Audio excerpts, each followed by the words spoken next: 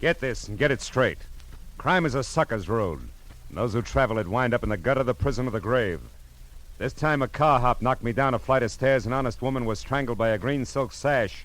And a simpering dandy was shot to death. All because of a run-of-the-mill accident 500 miles away. It happened like this. From the pen of Raymond Chandler, outstanding author of crime fiction, comes his most famous character in The Adventures of Philip Marlowe.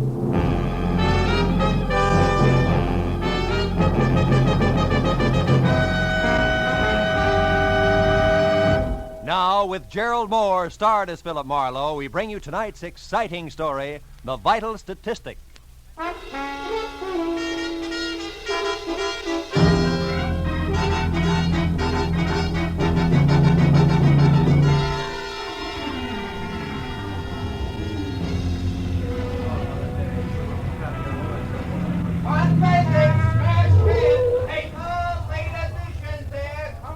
Hey, boy. Give me a paper, will you? Paper, mister? Yes, sir. What do you like? Races, comics, or classified? How about some news? Star? Here you are. Thank you. Paper! Get out of my way. Hey, take it easy. Drive away from here. Fast. Wait a minute. What is this? You've got to help me. I'm being followed. Oh, just a minute, sister. I think The you better light's green. Drive, will you? Hurry, please. Okay. She was streamlined, from close-cropped hair the color of a smoky sunset to low-heeled slippers brocaded in bronze. And in between, a dress that conformed as close and smooth as lacquer on a Chinese vase. I made 4 turns in 4 blocks, then pulled into the curb and stopped. She stabbed a look at me with a pair of sharp, jaded green eyes that said life had always been nothing but a calculated risk. Then she stepped out of the car and smiled. You were a big help, brother. Thanks, and goodbye. Not just like that, baby. Come here. I don't like being left out on a limb. Now, look, you did me a favor, okay, but we drop it right here. It's trouble. You wouldn't like it. On the contrary, it's business, like keeping my own nose clean. I'm a private detective, but I didn't issue any invitation for you to jump into my car. A private detective? Yeah, who's chasing you, baby? The law? You can tell me out here on the street or inside over a drink. I'll take the drink. I need it. Maybe I need you, too. This might be a break. I'm Mrs. Terry LaBarre, and you're, Marlowe, Philip Marlowe. Who are you running from, Mrs. LaBarre? a woman in slacks. I don't know who she is or why she's following me, but every time I look back, she's there. This is the second day. Booth? Yeah, sure. Say, look, why haven't you talked it over with your local policeman? Are you working for me, private detective? It all depends. All right. I'm a merchant, Chinese silks. Not a little shop for 6% profit, but wholesale, quick, with cash at 40%. Uh-huh. So what's the point? No police. All it takes is a rumor of police, and I'll have doors closed on me from Seattle to Mexico. Good evening. May I get you something? A martini, please. Make it 2, waiter. Yes, sir. Right away. This gets us back to the woman in slacks, huh? Yeah. Here, Marlowe. 50 and 50. $100. I want you to locate that woman, find out who she is and why she's after me. Will you? Not without a few more facts. For instance, could she have some connection with your business? No. I have 2 men working with me. A strong one named Harlan Casey, who sees that my cash gets safely to where it's going. And a smart one named Joe Temple, who knows what to buy with it. She doesn't belong to either of them. Oh, you sure? Positive. Casey hates all women. Even me, I think. And Joe Temple, well, Joe's a wonderful guy. You hint like a woman falling in love with a fella named Joe Temple. Care to talk about it further? Why not? Temple and Casey have been in San Francisco all week on a deal. A big deal that'll make or break us. Every cent I have is tied up in it. Oh. Well, what about you and Joe Temple? Yeah. Well, perhaps this will explain. I planned to go away this weekend, but I changed my mind because I didn't want to miss his letters. I know it sounds funny, but it's true. Those must be some letters. They are. Like the one I got this morning. It's half business, all right. Complete account of how hard he and Casey worked for me yesterday in San Francisco. But the rest of it is to me, personally. I don't want to sound old-fashioned, Mrs. LaBarre, but what about... My husband? Yeah. That was a mistake I couldn't live with. One thing I can't stand, Marlowe, is being lied to. It leaves me vindictive. I'm suing for divorce right now. Vince LaBarre is a human leech, as cold and spineless and parasitic as the real thing. Okay, but why would your hating your husband put a woman in slacks on your trail? I don't know. All right, Terry, I'll worry about that, too. Any idea where I can start? Just one. I pulled a switch on her yesterday, Marlowe, for about an hour. I trailed her to the corner of Wilshire and La Cienega, then lost her in traffic. There are several dancing schools around there. Is that worth anything? Maybe. What kind of car was she driving? We were both walking. She's tall and brunette. And I've seen toads with nicer eyes. Not enough. Can't guarantee anything. I'll keep my fingers crossed, Marlowe. Here, take the 100. Oh. Do what you can to report to me at my place, 204 Beechwood Circle. Okay? Pardon, sir. Your drinks. 2 martinis? Oh, thanks. Here. Oh, thank you, sir. To your success, Private Detective. To your health, silk merchant. Drink hearty.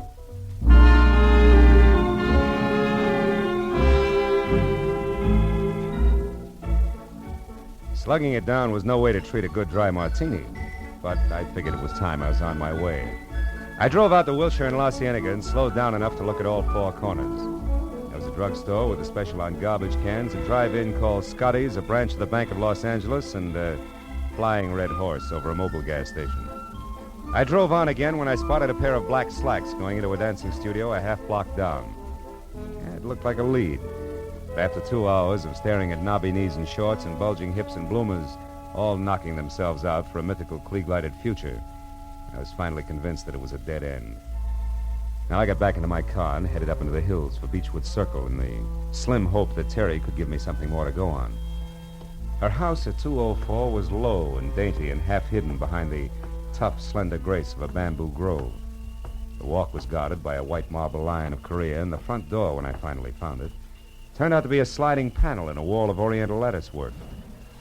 As the door slid open, I was looking down the barrel of a snub-nosed pistol, held very steady in the hands of a hard-eyed brunette, in a pair of black slacks. You've been looking high and low for me, haven't you, Peeper? Ever since you left that dame. I might have been. You're not the brightest character in the world, in spite of what you and your friends think. I spotted your car when she got in. It wasn't too tough to tag. Where's Terry? Sleeping off a hangover from better days. Skip the chatter. Where is she? Come on in and look. And that's no suggestion, sailor. It's an order. Move. Over there to the top of the stairs. Sure. That's a good snot, boy. You're late, you know. I got what I came for, and now I'm in a hurry. Turn around. Look, sister. Shut up! And happy landing!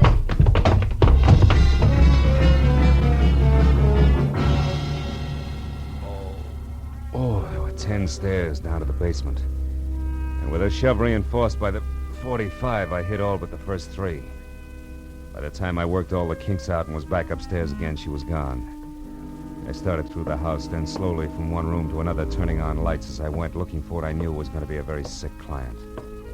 When I got as far as the study, where somebody had gone through the desk drawers with what must have been a snowplow, and I still hadn't found Terry, I got that numb feeling in my stomach. I started out a side door that opened into the patio. But then I heard a whistle from the front walk. I cut back through the house instead and waited near the door. Terry! Hey, Terry, can I come in? It's little Joe, the Frisco kid. What happened to your weekend trip, honey? Who are you? What do you want? Hiya, Temple. How do you know me? Mrs. LeBar hired me today just after she canceled the weekend. She gave me a rundown. She hired you? What do you mean? I'm a private detective named Marlowe. Why would she hire you? Because she was being followed by a brunette in slacks, she didn't like it, and that's all the information you're going to get, so relax. You say Terry isn't here? Isn't home? Not so far, no. Come on back here to the study, Temple. I want you to look at something. Somebody's gone through the desk in an awful hurry. Yeah, I see what you mean. Maybe you know something about what's missing, huh? You and Mrs. LeBar were fairly close, from what I'm told. The letters. The letters are gone. Terry kept my letters in this bottom drawer. Ah. By the way, Temple, where's your sidekick, Harlan Casey? Oh, I don't know. We both left San Francisco yesterday. He hates to fly, so I assume he took a train. He ought to be here in L.A. now. Well, you don't think Casey's mixed up in this, do you? I don't know. It could be. Vince LeBar. That's who it was that got those letters. It was Vince LeBar. They were really love letters. The business part was nothing. And LeBar is the dog-in-the-manger kind of guy who wants everyone to be unhappy if he is. That fits, Temple. With a smart lawyer, your letters to Terry becomes grade A material for a countersuit for divorce. Sure, he could make it stick and also get a fat settlement under community property laws. Now, listen, here's what you've got. Marlowe, it's Terry. Terry! Temple, Terry! wait! Terry! Look at her, Marlowe. Look at her! She's dead.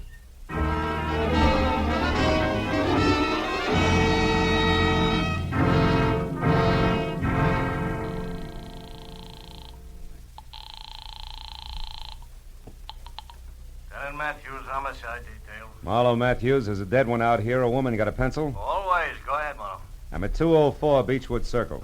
The woman was a client. Circle. Yeah, go on. She was strangled with a green silk sash from her lounging pajamas, Matthews, sometime within the last, I'd say, hour. Yeah. Her name was Terry Labar. Hey, wait, Wolf. And Terry Labar. Wait a minute, Marlowe. Listen, we got a teletype here from a sheriff in Empire, Oregon. Come in 5 minutes ago. So? Oh, wait a minute. Yeah. Says some guy named Jess Freeman from L.A. was killed there this morning in a traffic accident. Was loaded with big dough, but doesn't look the type. And the only other identification on him was a business card from one Terry Labar. Yeah. You got a helpful answer for that? Wait a minute. Temple, do you know anything about a man named Jess Freeman? He was killed in Oregon today in a traffic accident and had one of Terry's cards on him. Freeman? Yeah. No, I don't remember him. No dice, Matthews. Who are you talking to, Phil? Joe Temple, one of Terry Labar's associates. He's here. Never heard of Jess Freeman? Yeah. No, okay, Marlowe. Uh-huh. No, they said his prints to Washington. The tattoo says he was in the Navy once. They'll pin him down. Now, about out there, any idea who killed him? Yeah, maybe a brunette in slacks. I think I know where to find her. Well, that's dandy. Sit down until we get there, Marlowe. I'll be right out. Wait a minute, Lieutenant. What? Look, right now it's only a hunch, but if I move fast and quiet, I might be able to develop it into something worthwhile, okay? Okay, but keep in touch, Phil. Yeah. I still can't believe it about Terry Marlowe. Now, look. Why don't you just go home and take it easy? I'll tell Lieutenant Matthews where he can find you, huh? Thanks. 1310 Marlborough Drive. Right. Now, tell me, you know where Vince Labar lives? Yeah, the Laverne Apartments on Rossmore. Uh-huh. He's got a suite on the top floor, 7A. 7A. And if it's any help, he drives a new green Nash sedan. But I thought you said that it was that brunette who... I did. And if Vince Labar can't lead me to the lady in long pants, I'll eat my shirt. What's more, Matthews will see to it personally.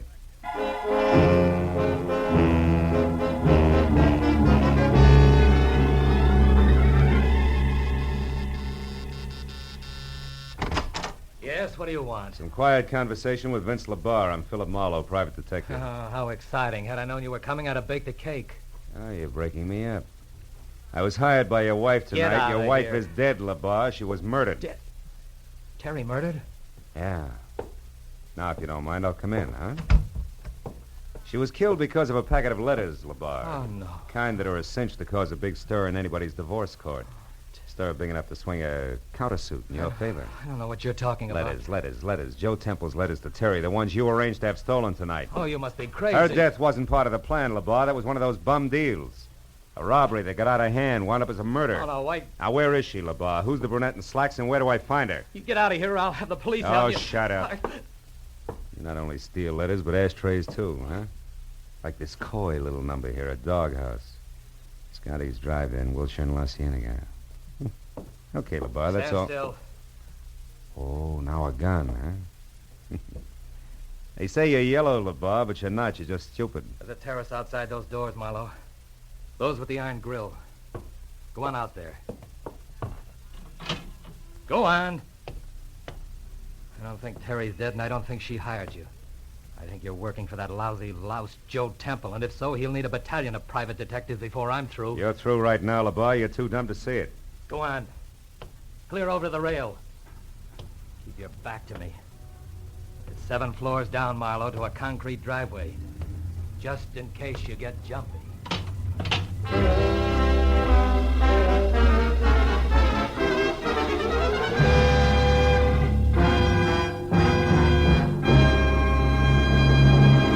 In just a moment, the second act of Philip Marlowe. But first, most people like to know what to expect. But on at least one CBS show, a great part of the fun is in what turns up on the spur of the moment.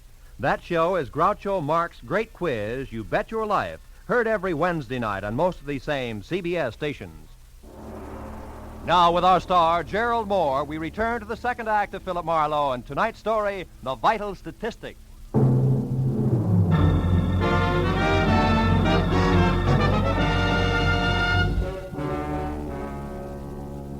The moment Vince Labar and the Courage caliber .32 he held in his right hand made it out of the apartment and on the run for the elevator, I kicked through the plate glass door. And I spent the next 2 minutes alternately swearing, straining, and nicking myself while I played contortionist. In and out of the fancy snake grill work on my wrought iron cage until finally I reached the inside handle. I was free out and over to the telephone in a big hurry. Because for my money, the icing on Labar's voice left Joe Temple someplace on the short side. What the life insurance people call good risk. Hello? Marlowe, Temple, listen hard. Your life's in danger. What? LeBar, you had him tagged from the first. He's after those letters, all right. But what about the girl in slacks? Well, I think she might have a connection with a drive-in on Wilshire and La Cienega, a place called Scotty's Inn. I'm going to check it. Now, tell me, any word from Terry's muscle man yet? Harlan Casey? Yeah. No, nothing, Marlowe. But look, can't I meet you and talk to you? No. Vince LeBar had a gun and a short temper when he left here. I'll make us work any easier. Just stay away from open windows, Temple. I'll call you.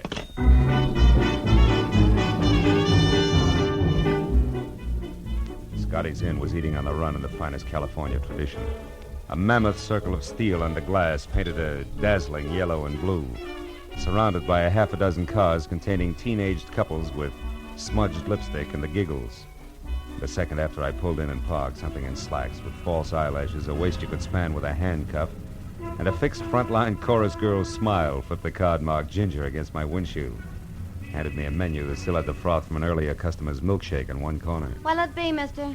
Just coffee, Ginger. Cream? Information. Oh, it's you again. Huh? Look, baby, what I told you on the phone 10 minutes ago still goes, huh? About what? About Rose Facetta, the girl you described. Long black hair, a nice shape, you're infatuated, but you don't know the name and address. So I was nice. I gave the name, told you to look the address up in the phone book, period. Don't be so lazy, baby. Wait a minute, Ginger. I didn't call you before, but that dime cup of coffee will bring you a $10 tip if you tell me who did. Hey, you want the guy who called. I don't know any names, but you're not him. He didn't talk up like you do. But what's all the fuss, baby? Rose Facetta's got a guy. She's spoken for. Besides, a handsome fellow like you should... Sweetheart, this is business, strictly, believe me. Oh. What's the address? Come on. 2428 Havenhurst Drive, bottom floor. Thanks. Here's a 10 I promised you. No, never mind. Hmm? The name was free to him, so why should I charge you? Besides, Decide what? I like the way you said sweetheart. Come on back sometime, will you, baby, when you want more than coffee? Okay. When I want more than coffee and less than murder, I will. Stay out of it, Ginger. It was definite double talk, but the effect was what I wanted. Ginger with mouth wide open and staring after me like my ears were on backwards. That way, she might be scared out of making a simple curiosity-spike telephone call to the popular Rose Facetta, which would trumpet my arrival loud, clear, and prematurely. 10 minutes later, I was parked away from number 2824 Havenhurst. As I got out of my car and started toward the place, I found Vince LeBar's green sedan on the opposite side of the street and carefully tucked into the shadows of a pair of long-haired pepper trees. It was a good time for me to be careful. So when I knocked on the front door, which showed yellow light at the threshold and was the starting point for something not too close to music, I did it with the butt end of my .38.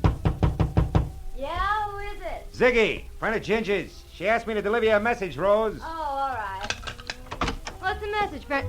Why, you Don't lousy... try it, sunshine. There's no law against shooting ladies who knock you downstairs. Now back off. Come on, move, but not too far. At the moment, I want you in between me and Vince LeBar. Who? Look, Angel, it's all real plain. Those suitcases behind you there are packed. His car's outside. He's after the letters. Oh, no. Ha ha! There goes Vince now, Buster. Well, Peeper, your opener stinks. Get inside fast. Sure.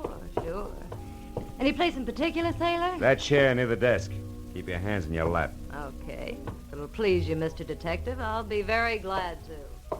After all, you're my guest, and I should be nice to you. Now we talk like a little lady, huh, Rose? Vince LeBar picked up the letters from you as scheduled, and you're getting ready to run because you killed Terry, and you'd rather not be around for the question and answer period, right? I didn't kill her. I just knocked her down. No. You didn't kill her. You just slowed down her breathing somewhat with a pajama sash. You're wrong, copper. Skip it. Doesn't add any other way. Go on, answer it. Who is it? Mr. Shirley, what's going on in there, Miss Facetta? Landlord? No, the jerk who lives in the top half of this place, along with a few thousand Miss French Facetta, if you don't poodles. open this door, I'm going to call the police. I distinctly heard a noise, and I... Come on in, Mr. Shirley. Well, what? Well, what's going on in here?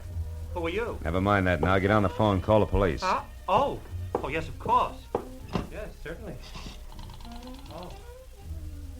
Operator, I want the police. 2824 Havenhurst Look, Drive. hero, Yes. you're a little mixed up about some things. Yeah, and you're just the kid to straighten me out. Those letters you got at Terry's place were written by Joe Temple. Was your boyfriend Vince heading for Temple when he left here? I can't... Try hard, sister.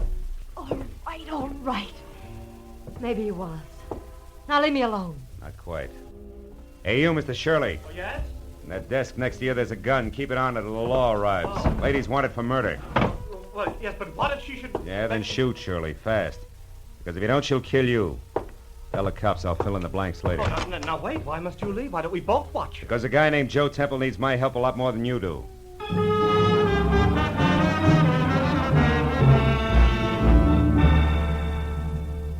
The home address Temple had given me turned out to be lights in a quiet house on a quiet street named Marlboro. I was there out of my car and running for the front door when they came. I jerked my gun out of the holster, got close into the building, and moved up until I was on a line with a pair of half-open patio doors. And I saw something I hadn't expected. On the floor that was littered with a broken lamp, pieces of vase, and overturned furniture was Vince LaBarre, doubled up, dead. And standing over him, his face the color of soft cement, a .32 dangling in his limp right hand, was Joe Temple.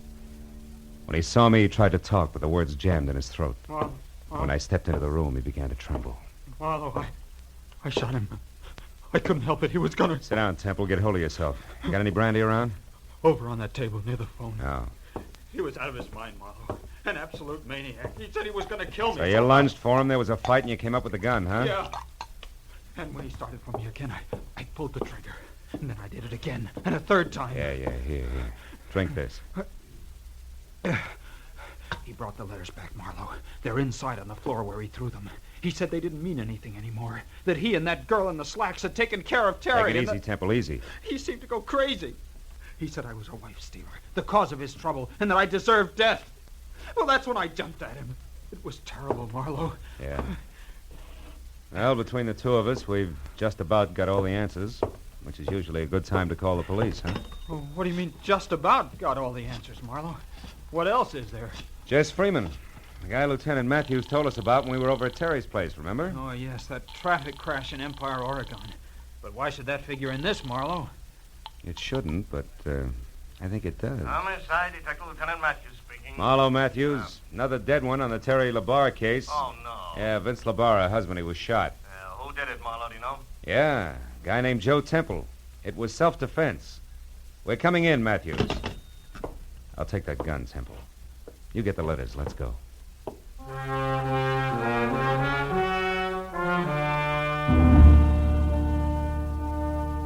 When we got into my car and started downtown, Temple was more relaxed. And he talked easily until we passed Vince LaBarre's sparkling green sedan parked a block away.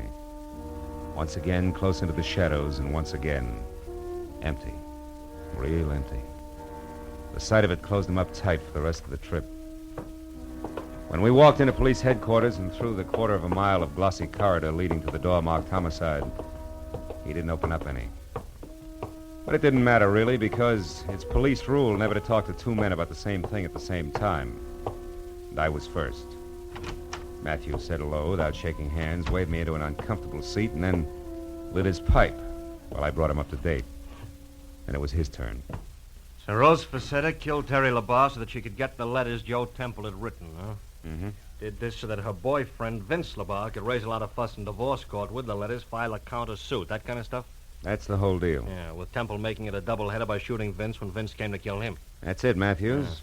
If you believe Temple. Huh? And if Temple hadn't slipped. All right, now what are you getting at, Phil? That when I was on the phone with you earlier tonight, you asked me if Temple or I knew anything about a Jess Freeman who was killed in a traffic accident in Empire, Oregon? Right, but you didn't. No. Nor did I mention the town of Empire to Temple. Ooh. Yet a half hour ago, just before I called you, Temple came up with that name. Oh, then Marlo, you... Oh. Hold my calls, Mooney. Marlo, you mean... I mean that Joe Temple killed Terry LaBarre. Rose just knocked her out and got the letters. Temple strangled her while she was still unconscious. Yeah, but why? Because a guy identified as Jess Freeman got himself killed in a traffic accident. So? A guy who I think was actually Holland Casey, Terry's two-fisted assistant, who together with Joe Temple was crossing the boss lady. Yeah, but Marlo... And that left Temple in a very hot spot. To save himself, he had to kill. Can you prove all this, Marlo? No. Not a word of it. It's conjecture. But conjecture that fits, Matthews. Yeah. When Temple found Terry unconscious in the garden, that was his chance. He took it. Now, look, Phil, you're guessing at 90%. Sure, I'm guessing. But not in the dark. I know how these guys think and act. I've done too many cases not to know. Now, listen for a minute, will you, Matthews? Phil, I gotta will you have listen? facts. All right, okay. Now, look. Temple had to get those letters back, right? Yeah. And the last one in particular, because in the last one, this is the way it's got to figure. He had lied to Terry about being in San Francisco with Casey yesterday, when actually Casey was in Empire, Oregon. Yeah, when Casey was killed up there, the fact was bound to come out. Yeah, it's a good reason. Matthews, will you let me finish, please? All right, finish. Temple knew Terry would find out. He knew that she couldn't stand a liar and a partner who'd double-cross her.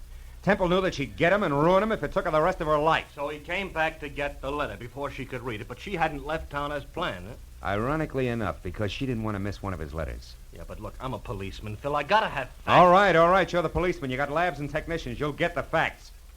And I'll bet you it figures just like I say. Yeah, okay, Phil, okay. And another thing, Matthews. What? When you talk to Temple, who's holding the packet of letters now like a real good boy, Yeah. you'll find the last one missing. It'll be in his pocket. I'll bet you on that. Well, that ought to do it, Lieutenant. Yeah, with one exception, Phil. Huh? How did Temple maneuver all this? Getting the letters from Rose Facetta, then setting up that self-defense deal. I don't know. But my guess is that Vince got the letters from Rose just before I arrived at her place. But when he got into his car... Oh, yeah. Temple was waiting, slugged him, drove back to his own house, dropped the body in the living room, shot him when he heard you coming? Something like that, Matthews. See if you can't get it out that way. Yeah, well, huh? don't worry, Phil. If it's true, we'll get it out. It'll be true. Oh, now would you ask Mr. Temple to come in, please, Mr. Marlowe? I'll be glad to, Lieutenant. Say, Temple, Lieutenant, like to see you. All right, Marlowe. I think I can speak coherently now. Good. They like to get the facts straight in there. Go ahead. Yes, of course. Good night, Marlowe, and thanks for your help. Oh, good evening, Mr. Temple. Sit down and start talking.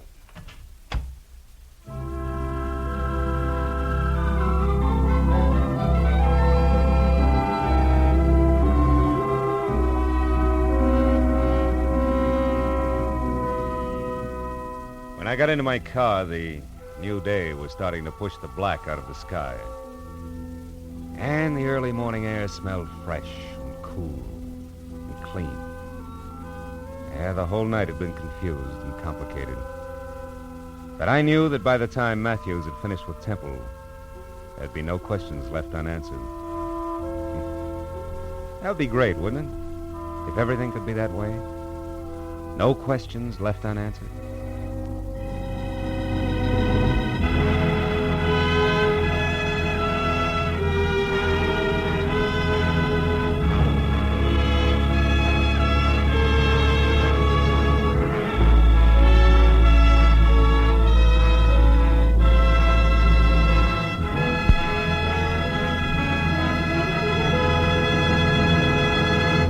The Adventures of Philip Marlowe, bringing you Raymond Chandler's most famous character, star Gerald Moore, are produced and directed by Norman MacDonald and are written for radio by Robert Mitchell and Gene Levitt. Gerald Moore may currently be seen starring in Republic's The Blonde Bandit. Featured in the cast were Charlotte Lawrence, Elliott Reed, Dora Singleton, Georgia Ellis, Bill Lally, and Hugh Thomas. Detective Lieutenant Matthews is played by Larry Dobkin. The special music is composed and conducted by Richard Arant.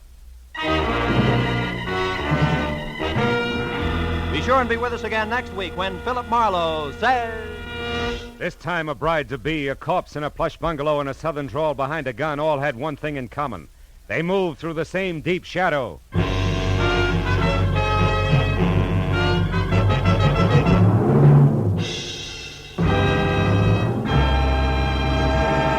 Remember, you'll find George Burns and Gracie Allen and their good friend Bill Goodwin here on most of these same CBS stations every Wednesday night in the half hour following the Bing Crosby Show. This is Roy Rowan speaking.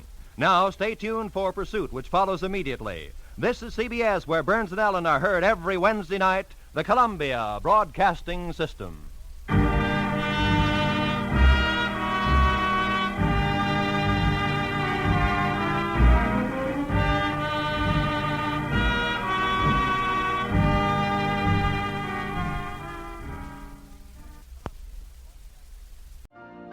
You've been listening to the OTR Gold Network.